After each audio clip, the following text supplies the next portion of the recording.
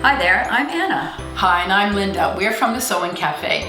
Welcome to This Week in Class. This Week in Class offers simple, helpful, best practices and insights that you will learn during the time you're with us in class. We're going to share with you some of our favorite tips and tricks, and if you want to learn more, why not sign up for one of our many sewing classes that we offer.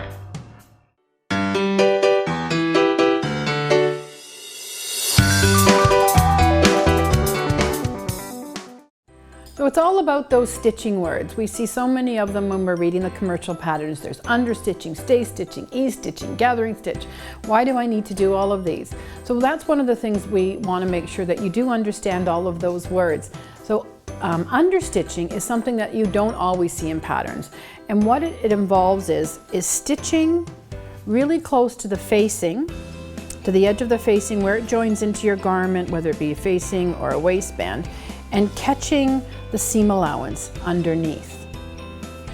So you're sewing really, really close to the edge, and then when your facing turns to the underside, you don't see it on the face side of your fabric. So I'm just going to show you a little demo here on the sewing machine. You can also do this on a pocket.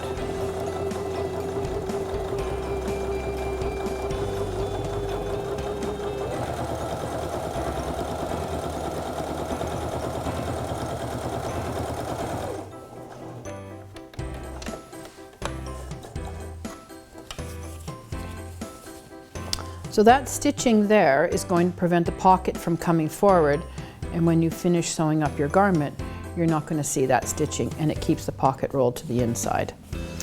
And then the next terminology, we have edge stitching, and it's just as it says. You're going to stitch really, really close to that edge, and there are different feet that we use in class that you can do that with, and there's the end result. So you can see it's just stitching really close to the edge. So that's edge stitching. And then the other one during the construction is ease stitching. Ease stitching is going to ease in the fabric or stay the fabric so that it's not going to stretch out of shape, because on a neckline it tends to stretch. And when we stitch this, you're going to sew from the outside to the inside. And you can see I've used two different color threads so that you can see that I've had to flip it over to get in there.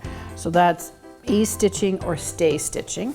And then we have the gathering stitch. This is always exciting in class when we show this to people. There's 2 rows of stitching. The stitches are, the stitch length is the longest you can get on your machine, whether it be a 4 or a 5. And you want to leave long thread tails. And you're sliding the fabric along the thread, and that's how you get your gathering. And you'll see lots of this in aprons, and little girls' dresses, sleeves. And then you would just keep on going. So that's gathering. So those are the few stitching terminologies that you're going to learn in class. We hope you enjoyed This Week in Class and can use some of the tips in your next sewing adventure.